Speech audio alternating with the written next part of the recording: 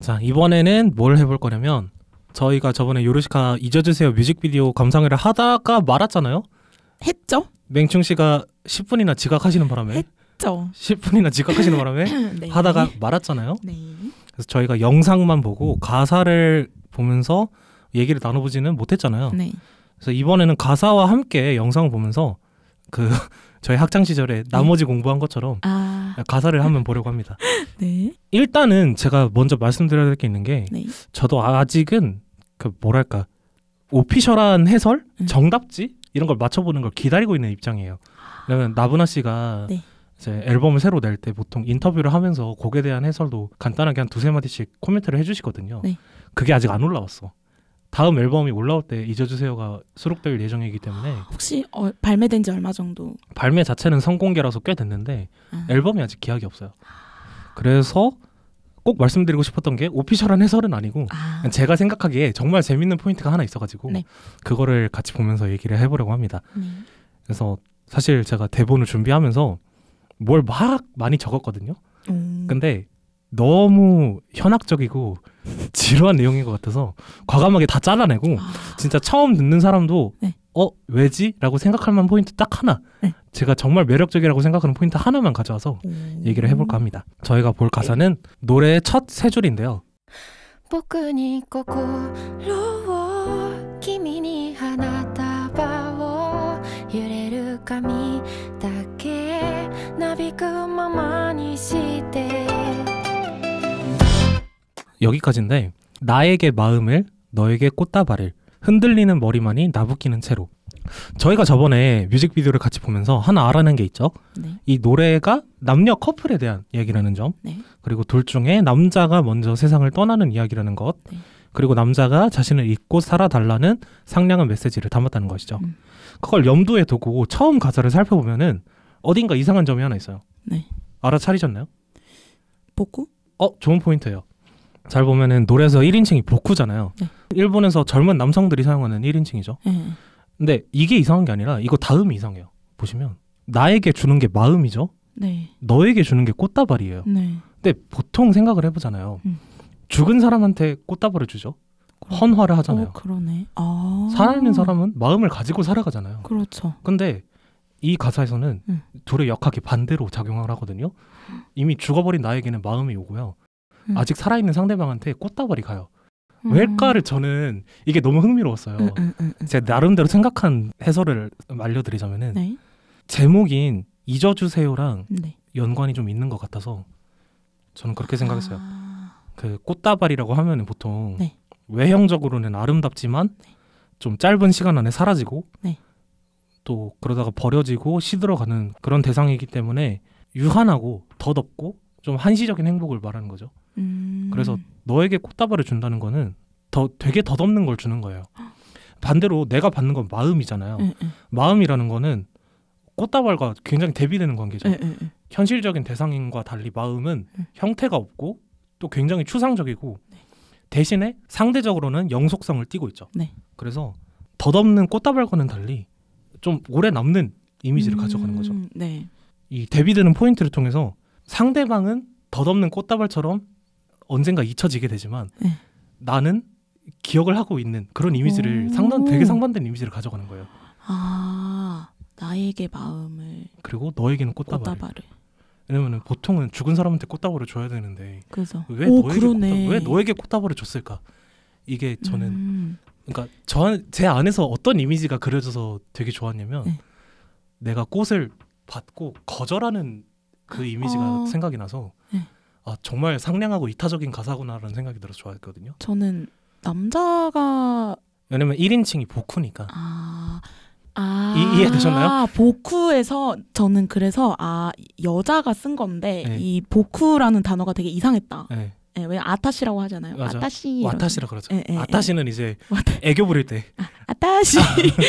네. 그래서 저는 거기서 이상함을 느꼈고 여기에서 이상함을 못 느꼈는데 남자가 썼구나. 그렇죠. 이거를. 그래서 우와. 저번에 저희가 자막 없이 영상을 먼저 본 것도 이 남자가 먼저 세상을 떠난다는 게 굉장히 중요한 포인트였거든요. 그래서 그렇게 먼저 했던 건데 맹종 씨가 10분 늦지 않았다면 이거를 이어서 설명하면서 굉장히 좋은 영상이 됐을 텐데 참 아쉽게 됐죠. 한 3시간 해야겠네요. 안 되겠다.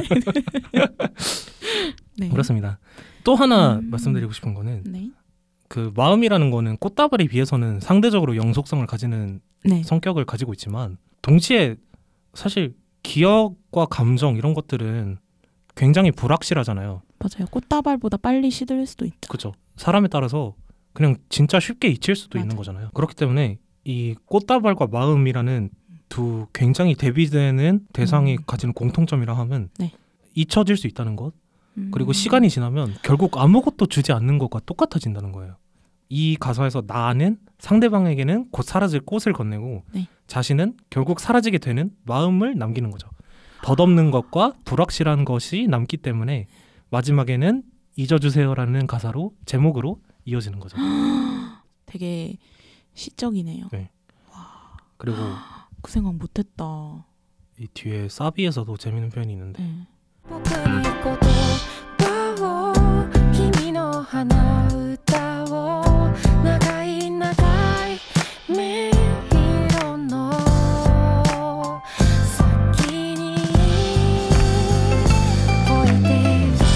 나에게 오는 거는 말이죠.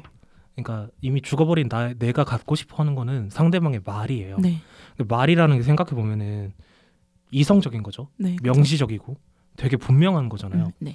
반대로 상대방 아직 살아 있고 네. 남겨진 사람이 갖는 거는 콧노래거든요.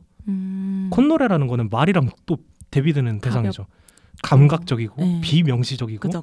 바람에 따라서 사라질 것만 같은 네, 느낌을 네, 주잖아요. 그래서 이 대비가 계속 이어지면서 무겁고 근본적인 것인 말은 계속 자기가 짊어지고 가볍고 덧없고 순간적인 것은 상대방에게 넘겨주는 거예요. 그러니까 결국 일관적으로 되게 이타적인 메시지를 전하고 있는 거죠. 내가 짊어지고 사라질 테니까 너는 잊고 살아가라. 이런 메시지가 담겨 있는 거죠. 그런 거였어요? 대비되는 말을 통해서 재밌죠? 와 뭔가 와 대박 여운이 남네. 네. 이게.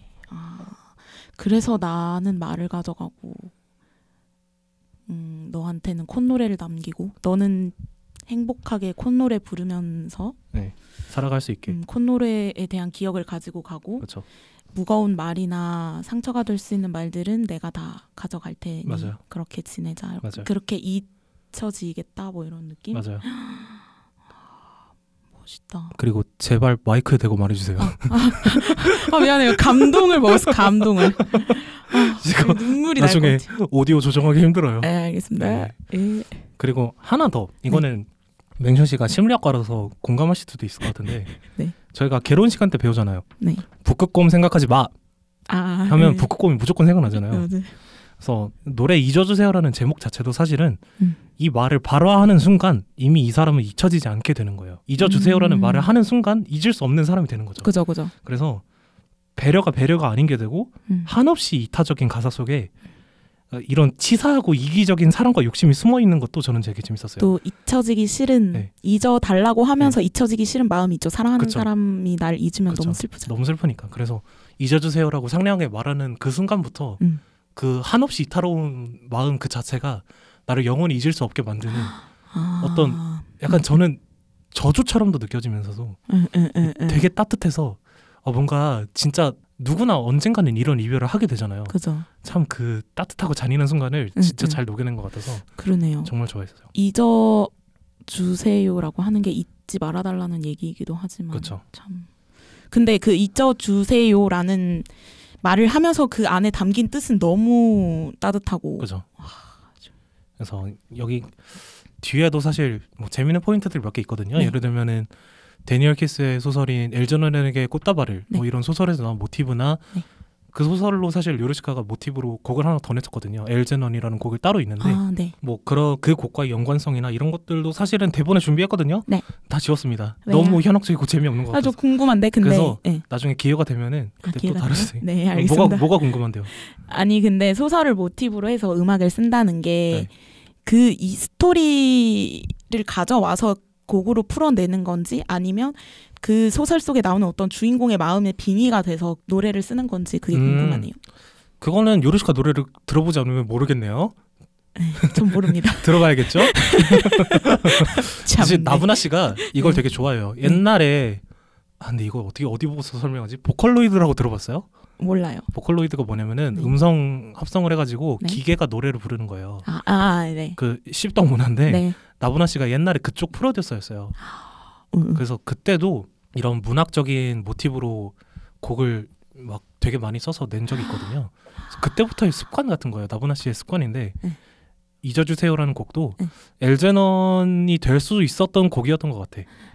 근데 이제 느낌으로. 엘제넌은 따로 다른 곡이 됐고 이 노래는 잊어주세요가 됐는데 제 생각에는 잊어주세요가 돼서 오히려 더 좋았던 곡이지 않나 싶어요. 그러니까 나보나 씨가 책을 읽은 다음에 느끼는 감정들을 곡으로 풀어내는 느낌인가요? 네, 맞아요. 와, 우리는 이제 책을 읽으면 뭐 감상문이나 이런 걸 쓰거나 그거를 이제 예술로 승화하는 거죠. 그러니까요. 그거 좀 멋있네. 그래서 사실 곤란할 때도 좀 있어요. 왜요? 그 낙향이라는 곡은 진짜 막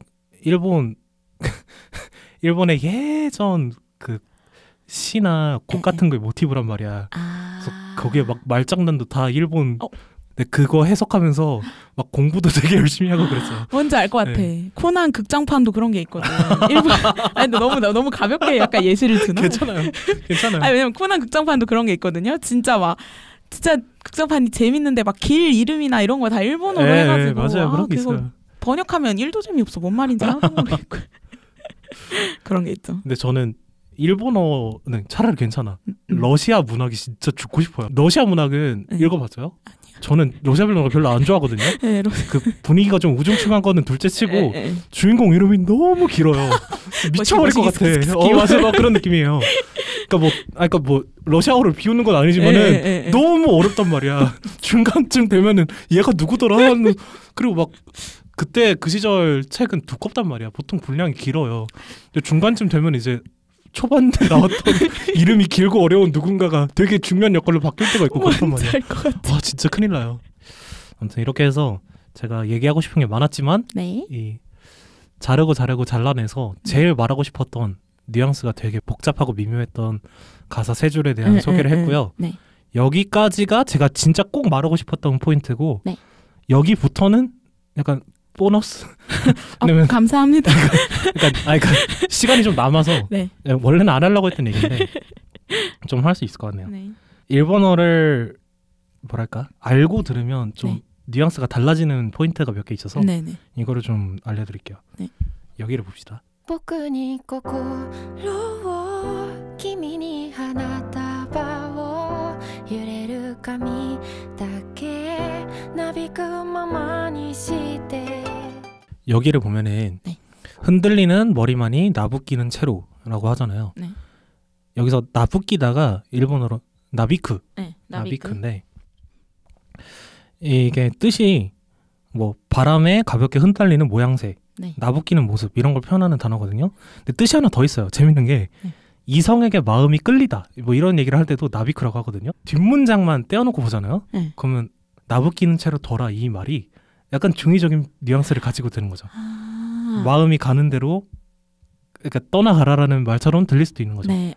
나비크가 약간 좀 끌리는 대로 이성에게 끌리는 마음이 그대로. 있을 때 그대로 둬라. 그러니까 나를 잊고 가라 뭐 이런 뜻이 되는 거죠. 또 하나 재밌는 게 저 머리카락 흔들리는 머리만이 나부끼는 채로라고 하잖아요. 저희가 저번에 뮤비를 봤을 때 머리카락이 되게 중요한 장치로 나왔잖아요. 맞아요. 시간이 얼마나 지났는지 얼마나 흘렀는지 이런 것들을 알려주는 장치로 나왔기 때문에 머리카락이 뮤비에서도 굉장히 중요했지만 이 일본어 관용구 중에 이런 게 있습니다. 뒷머리가 잡히다 우시로가미가 히카레르 이렇게 말하는데 뭐냐면은 어떤 상황이나 장소에 미련이 남다라는 뜻이에요. 우와.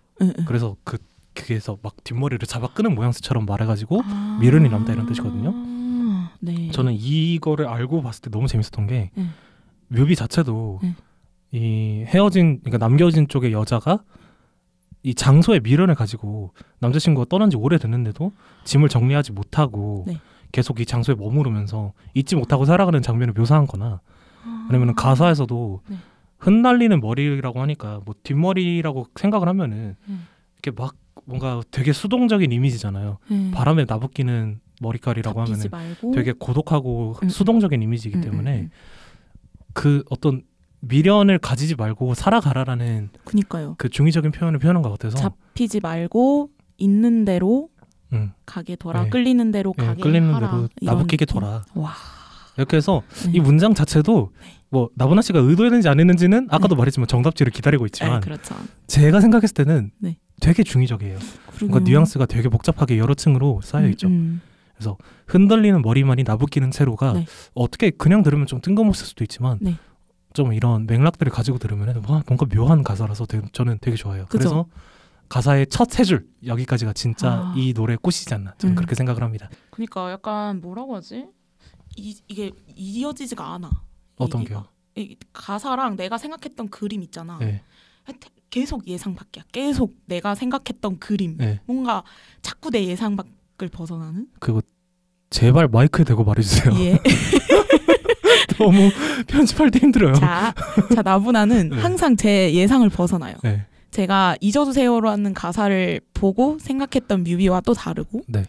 그 내용을 알면서 잊어주세요라는 노래가 담고 있는 의미를 알면서 가사를 들었을 때 또 생각했던 거랑 그렇죠. 달라요. 그래서 좀 궁금하네요. 이게 파보고 싶은 것 같습니다. 그렇죠. 그래서 제가 카톡 프로필 뮤직을 잊어주세요. 아 근데 진짜야? 한번 확인해 볼까? 진짜야. 진짜네? 진짜라니까 이거 한지 좀 됐어. 왜 그래? 왜냐면 이게 막 내가 집에서 이렇게 찾아본단 말이지. 잊어주세요를. 진짜 감명 깊게 보셨군요. 아무튼 네. 이렇게 해서 잊어주세요의 제가 제일 재밌다고 생각하는 가사까지 소개를 해드렸는데요. 네. 다음에 기회가 되면은 가사를 좀 더 천천히 토파보는 것도 재밌을 것 같네요. 僕に心を君に花束を揺れる髪だけなびくままにして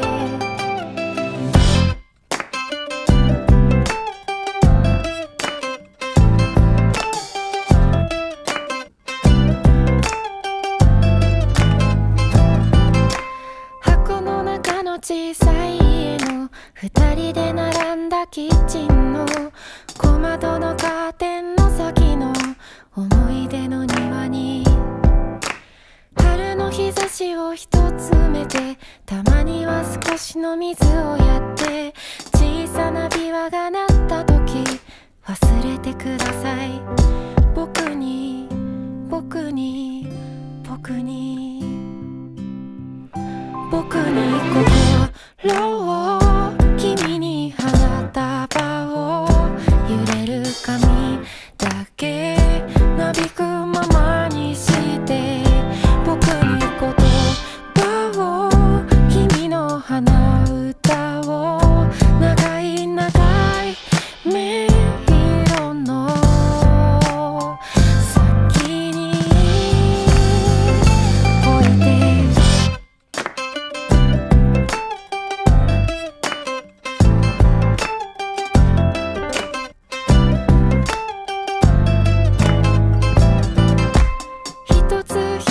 数えてみてあなた自身の人生のあなたが愛したいものを何もないのかい海のそばの小さい駅を歩いて5分の海岸の僕と見た翡翠の色も忘れてください僕に僕に僕に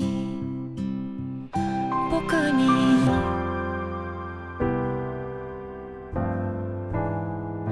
僕に